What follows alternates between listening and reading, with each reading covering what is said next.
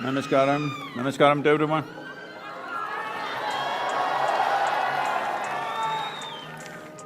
Wow. Nice to be back in Nepal.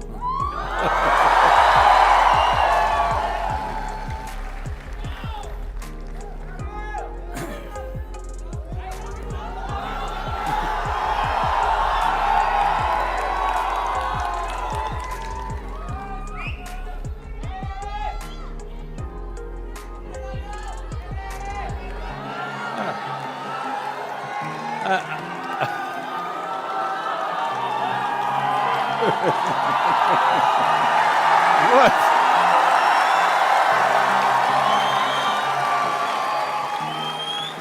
I'm supposed to do the talking, huh? Come on. Is the volume good? Hello?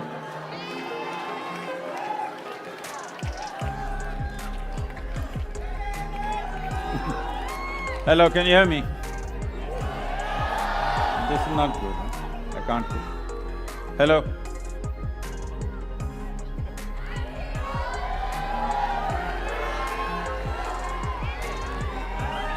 Check, yeah.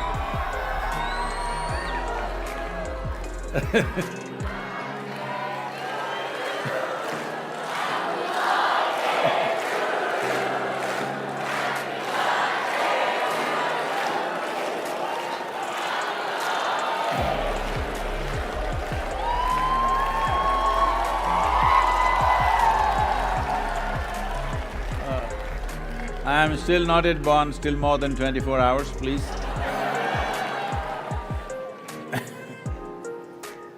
Well, why such a need has come today that we have to even talk about saving soil? Why such a situation has come? Well, humanity has spent a lot of time pointing fingers at each other. You did it, I did it, you did it, I did it endlessly.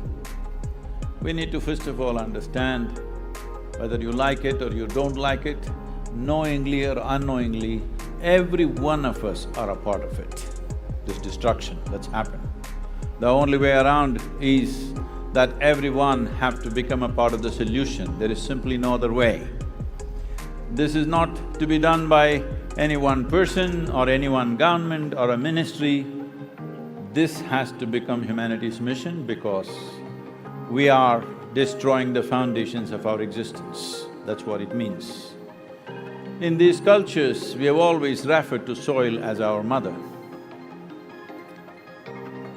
When we say mother, we are talking about the source of our life. But unfortunately, in the last few decades, we have started treating soil as a resource. Treating soil as a resource, what it means is, every one of us have fed upon the breasts of our mothers. The day we refer to her as a resource, we are finished. She is the source of our life. She cannot be a resource that we use in our lives.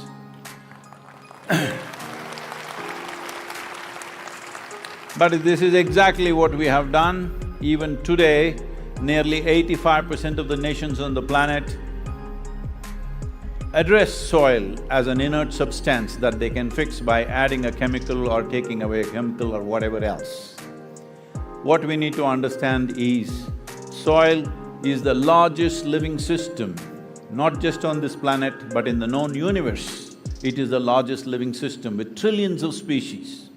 The top agricultural scientists or soil scientists in the world are openly admitting that they do not even know 1% of the species of organisms present in the soil. When we don't know 1%, we have no business to mess with it. It's as simple as that. That's how complex a life it is. What does it mean, this soil? See, we must understand this.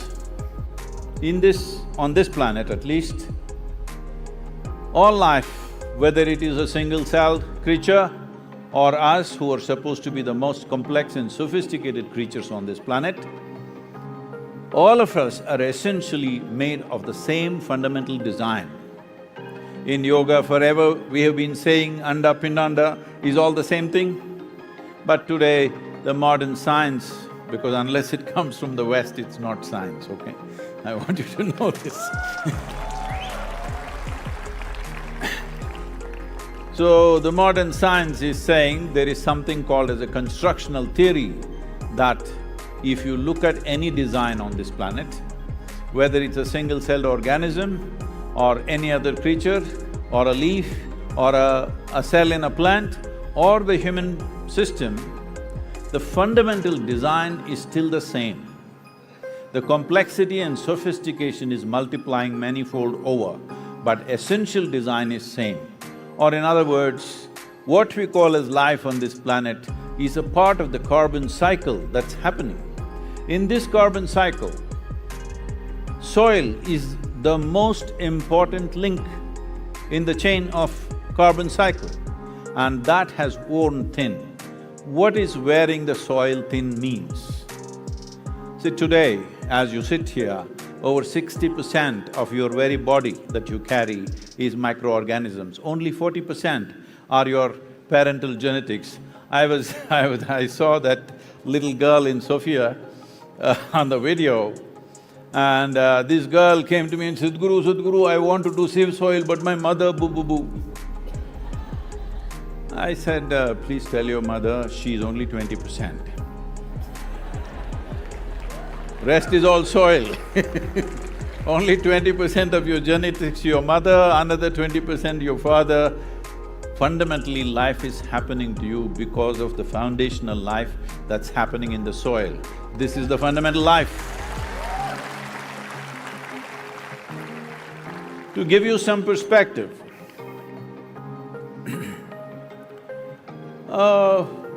scientists say somewhere between 600 to 800 million years ago, you were there. At that time, one smart algae or a fungi, we don't know which one. It's like, we don't know how many years ago, thousands of years ago, a caveman or a cave woman these days, you can't leave them out. But nowhere there's a reference to a cave woman, because caveman essentially means a crude man who's like that. But it looks like women were always reasonably not so cavey.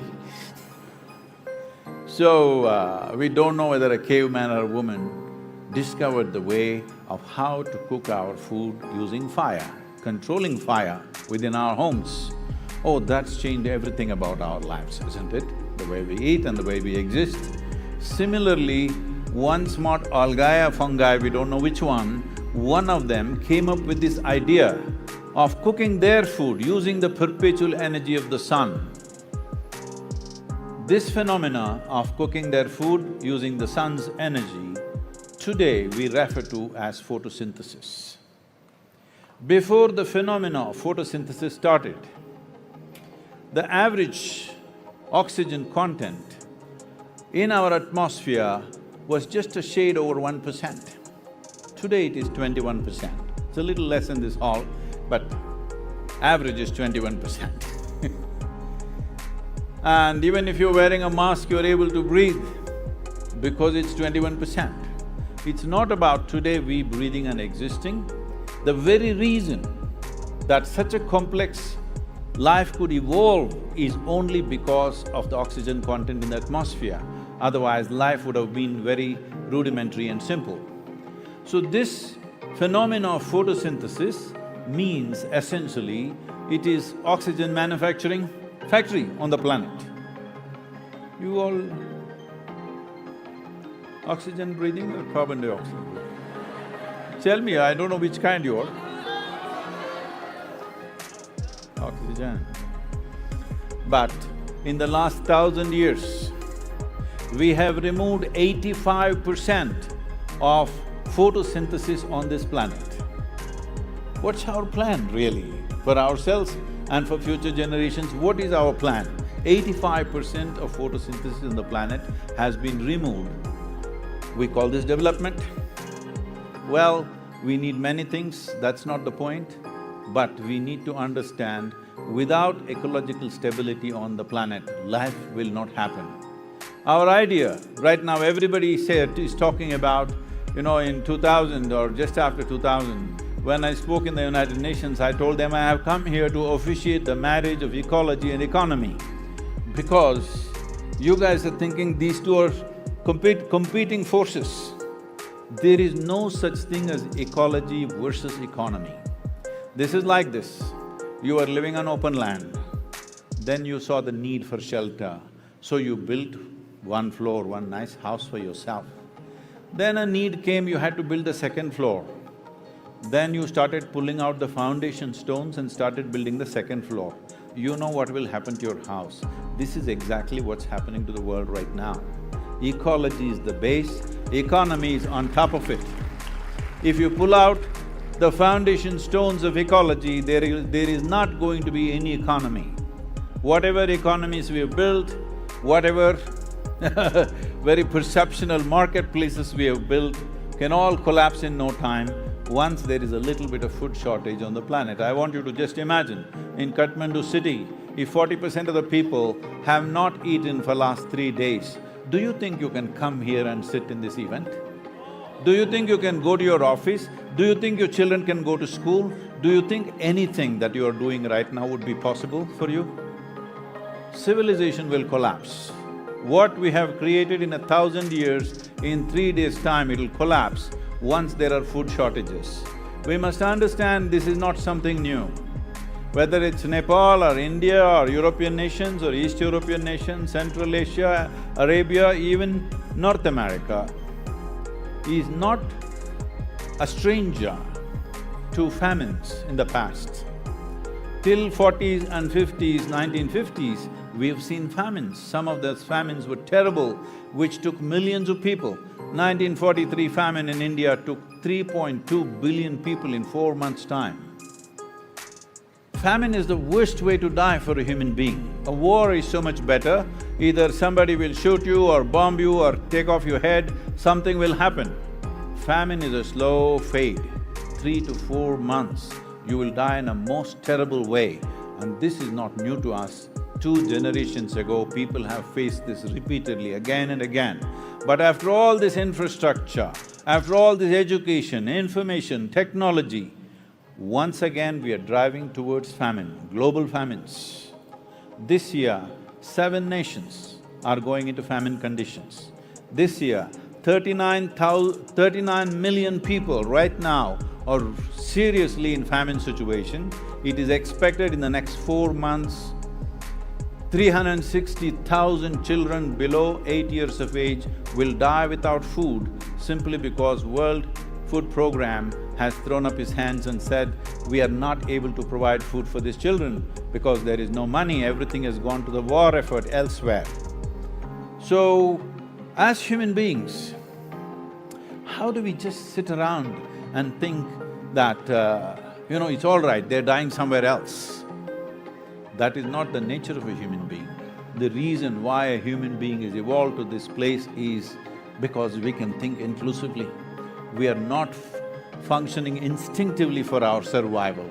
We can think consciously, inclusively, where our sense of well-being is far more inclusive than any other creature on this planet. This is only possible for a human being.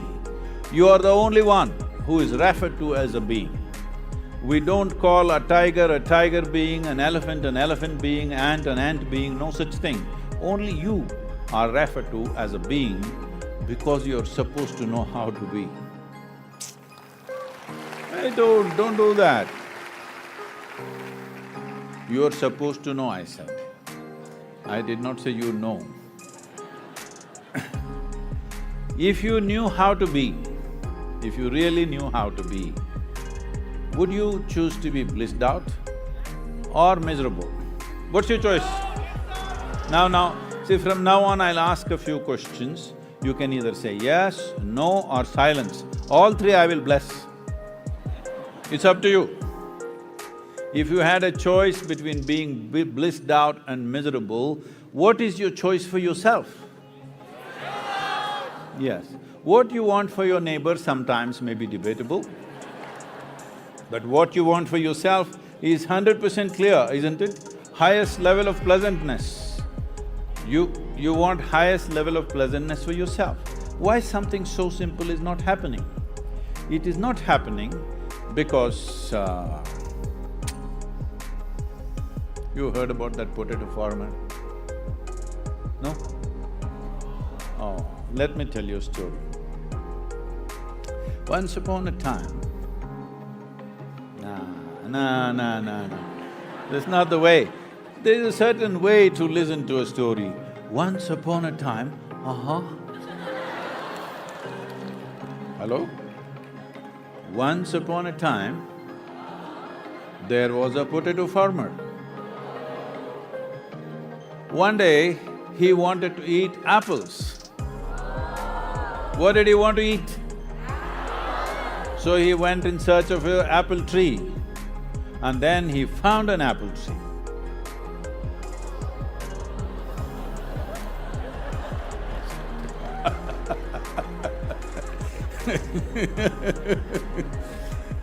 Now, he went to the apple tree, but being a potato farmer out of sheer habit, he started digging the ground for apples. He dug. When he did not find any apples there, he dug furiously. After some time, the tree came down on him. This is the story of humanity right now.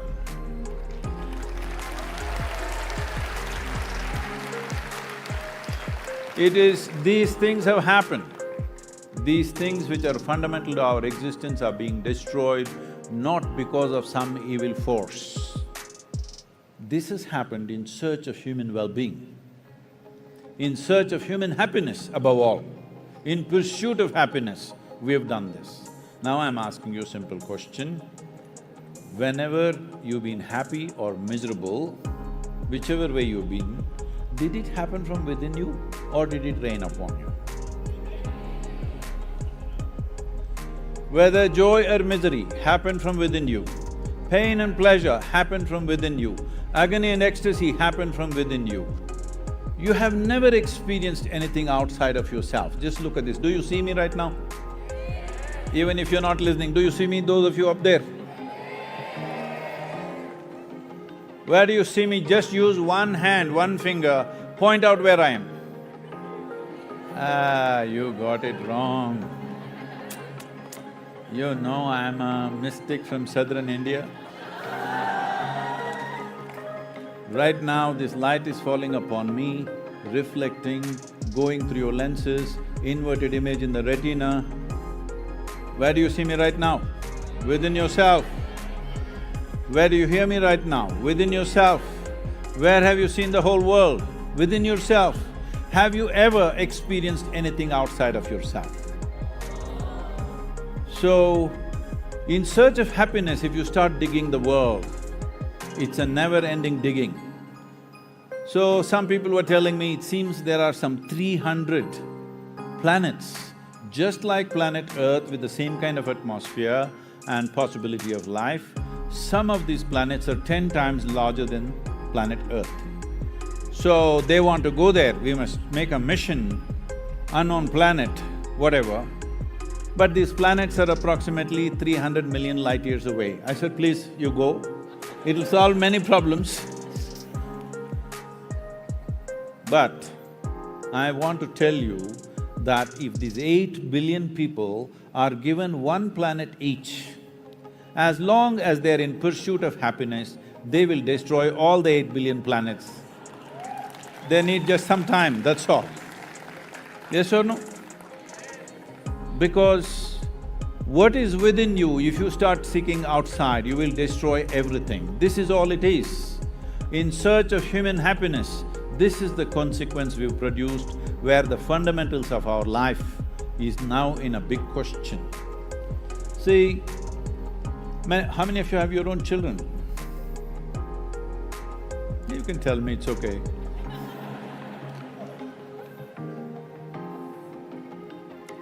Now, this is not some philosophy, this is not an ideology, this is not a religion.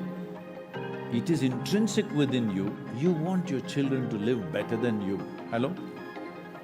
huh? But with such a wonderful intention, look at the world we're creating. I want you to understand this. Once there are food shortages, our children are not going to live well here. Whatever wealth you have given them, whatever education you have given them, whatever you have given them, our children are not going to live well here because there are certain serious conditions which are evolving very quickly. By 2032, it's expected 3.5 billion people will be water stressed. That means daily drinking water will be a challenge. You think people can live well with that? By 2045, they're saying 40% less food. This is not alarmist philosophy. These are being spoken by very responsible scientists, and I have been in communication and contact with them. They are all just frustrated because nobody listens to them. And when I was in Rome, and all the top scientists, some of the big, large UN agencies related to soil and agriculture all there, and I was talking to this group of scientists who have invested their life in soil studies. So I told them, see, you must excuse me because I'm starting this campaign, and here you have spent your lifetime studying soil. But I'm not only going to make this simple, I'm going to make this simplistic. Is it okay with you? Not you, you're not a scientist. But these scientists in one voice, they said, Sadhguru, simplistic is the way forward because we have produced thousands and thousands of pages of research. Unfortunately, the governments don't read it, agriculture ministries don't read it, even the academics and universities are not reading it. Because about every aspect they have produced hundreds and thousands of pages. Who is there to read it? Because everybody has taken certain things on the planet for granted. One of that is definitely soil. Just 5 months ago, 6 months ago rather, when the world congregated to talk about climate change and global warming, whole world was there for 2 weeks. Everybody responsible in various governments, everybody was there. But after that, I spoke to many environment ministers in the world. Everybody saying, Sadhguru, nobody even mentioned the word soil. Why is it like this? I said, say, I don't want to get into the politics of it, but I'm asking you, do you really believe you can control climate change, you can control global warming without keeping the soil rich and green? Is it possible? They said, no. Then why you didn't talk about it? This is where it is. Fortunately now, in the last few months, the conversation, soil has become part of the conversation. Many nations are beginning to unroll their own kind of soil policies. United States has invested $8.5 billion for soil regeneration and no-till farming, which is a phenomenal step for them. And UK has invested some $1.3 billion for their cover crop subsidies. Germany has put in $4.5 billion for their similar kind of soil regeneration process, and EU has unfolded a consultative process to come up with a soil policy because there are so many nations which need to agree to that. And Caribbean nations have been fully active with us, and Guyana has given us 100 square kilometers of land where they want us to demonstrate how this can be done. That's going to happen. India has dedicated 19 crore rupees for regenerating the soil in 13 river basins across the country, which will amount to 67% of India's land or agricultural land, and that's a huge step for India. China is unfolding their own soil policy. So, now the world is responding, but the important thing is we must understand in a democratic nation, who are the leaders? You are the leaders. So, it's important that you don't think somebody else is going to do it. I want you to understand the simple mechanics of democracy. We elect somebody who is willing to take the trouble of doing all the things. And we give them… in Nepal it's 5 years, is it? 5-year term? You give them 5 years, in many other nations it's 4 years, but from what I understand, Nepal is generally giving 2 years for their leaders.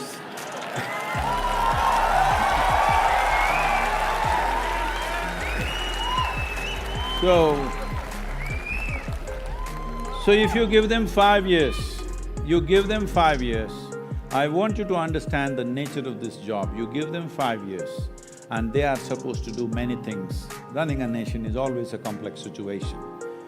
But if you were the Prime Minister of this country or whatever Minister of this country, would you try to do things which will produce results within 5 years, or would you attempt doing things which will produce results in 10, 15 or 20 years? Please tell me honestly.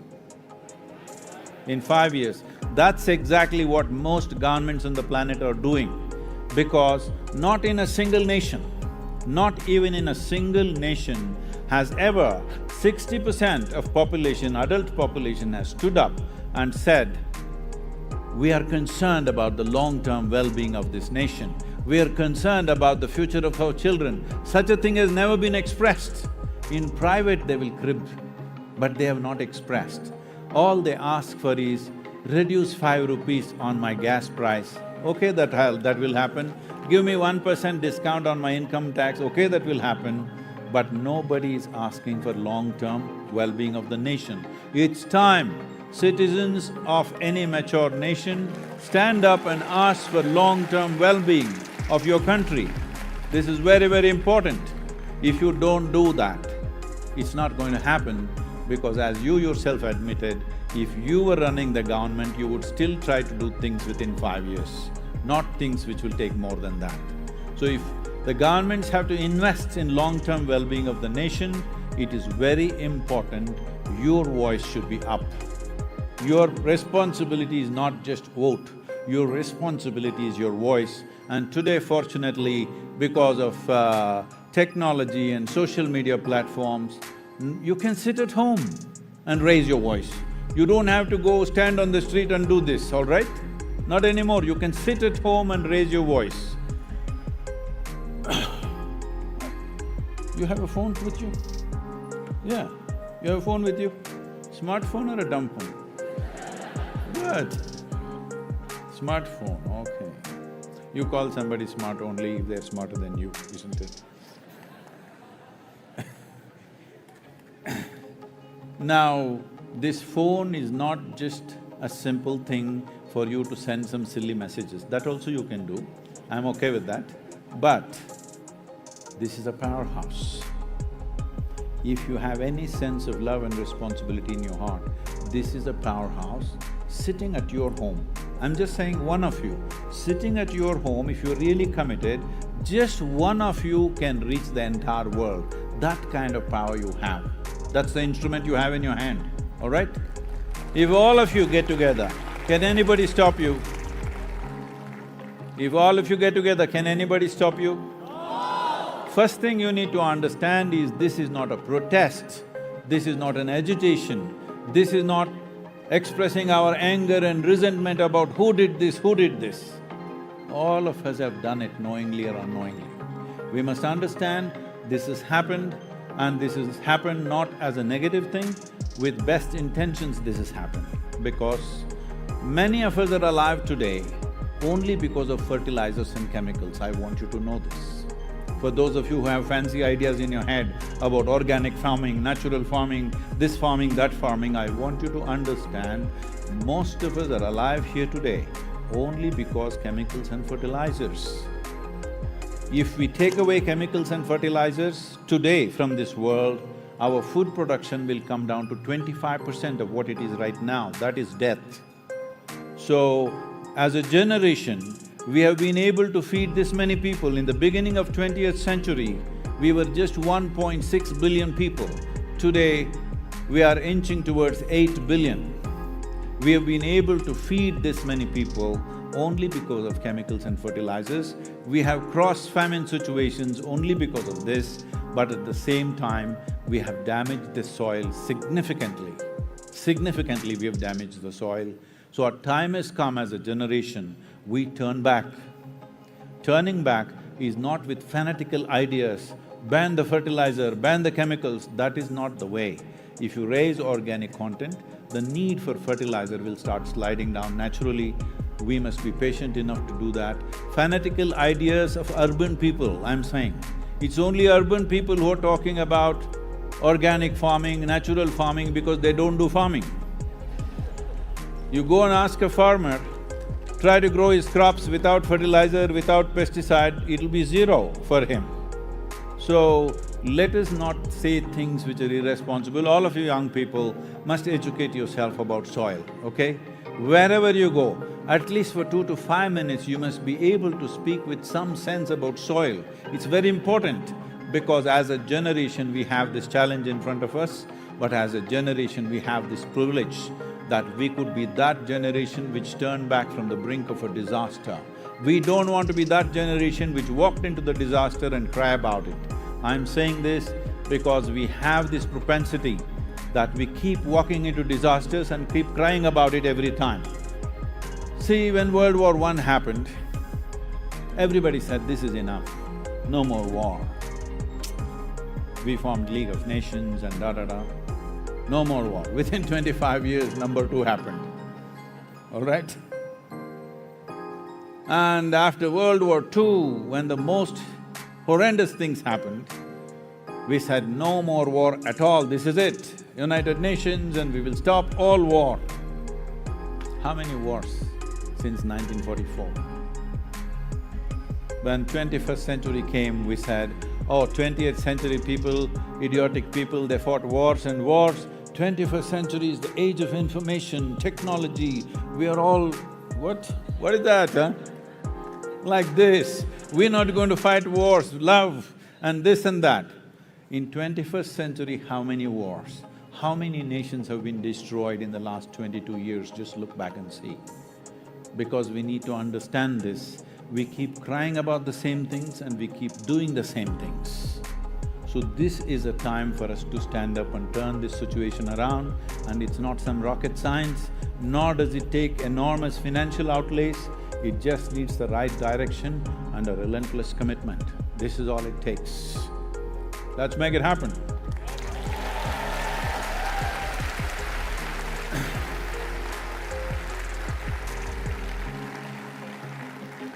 Till I say stop, okay? Till I say stop, all of you, how many are you here? Here and in the adjacent 2 halls, they told me about 6,500 people or something like that, okay? So, all the 6,500 people, those of you who are in the other halls also, make some noise for them, huh, please.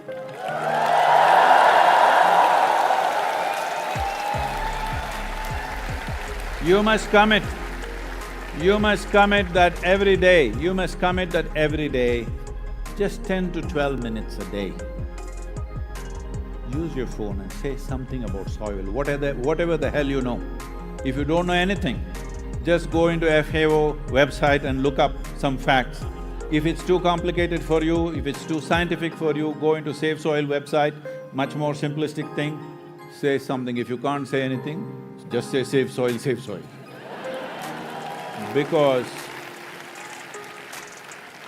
Because I'm telling you, if we don't do this as a generation, we will regret this seriously.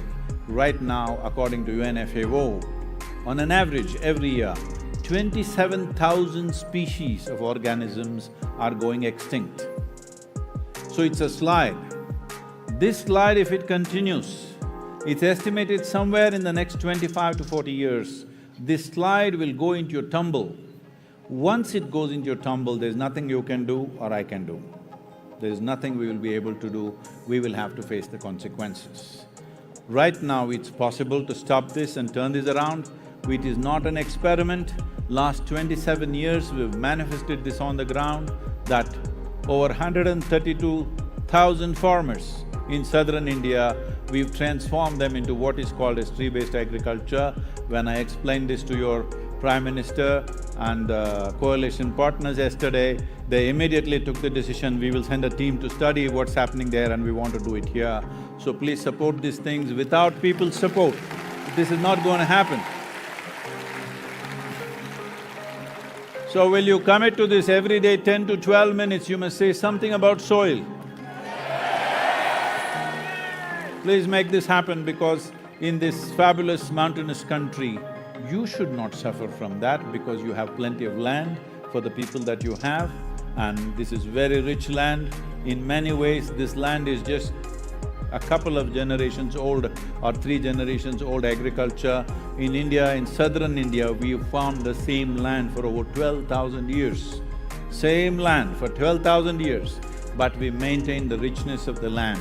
But in the last 45 to 50 years, we've taken it down. 62% of India's land right now is degraded.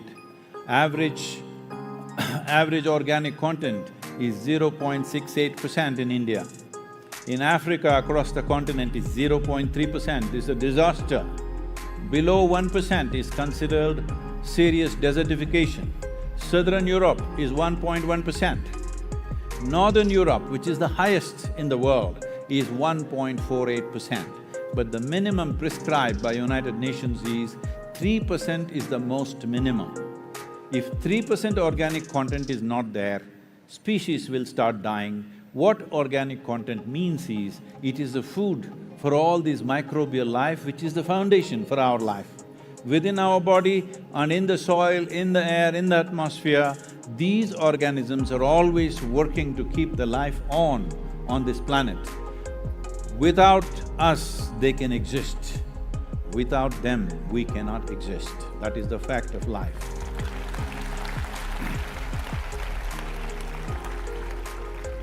In the last 70 years, 67% of vertebrate population on the planet has disappeared. 67%. 82% of the biomass insects have disappeared. 92% of freshwater aquatic life has disappeared. Really, what's our plan? What's our plan for our own lives?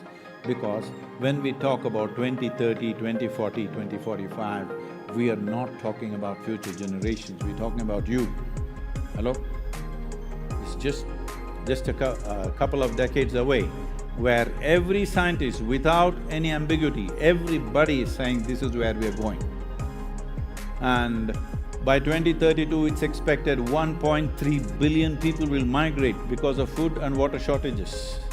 When people move in unplanned ways, forced migrations bring untold suffering to human beings. The worst is taken always by the women and children.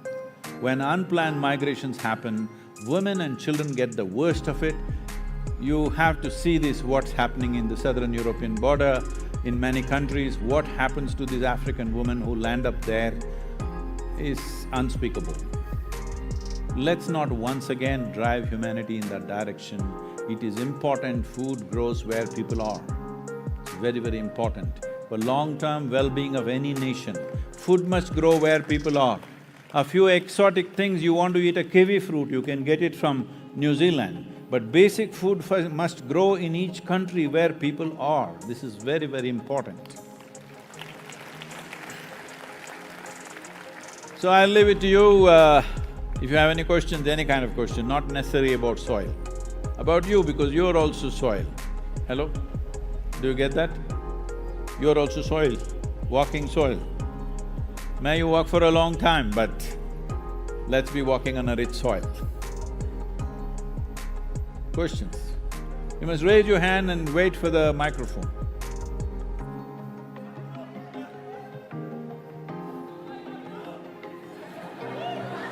Oh, you almost broke my heart, man.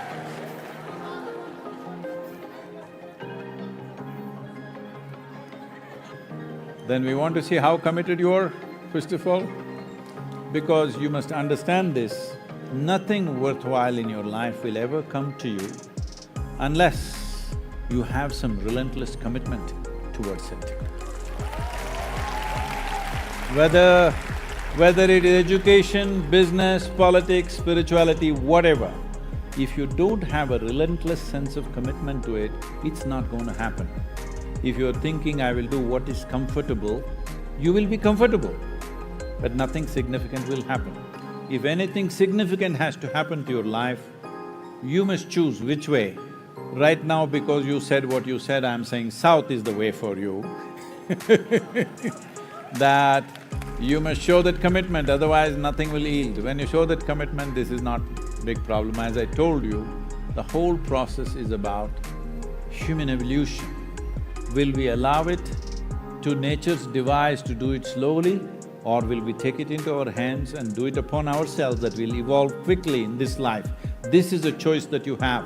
You must exercise this choice, because once you're human, it's your privilege to do everything with yourself consciously.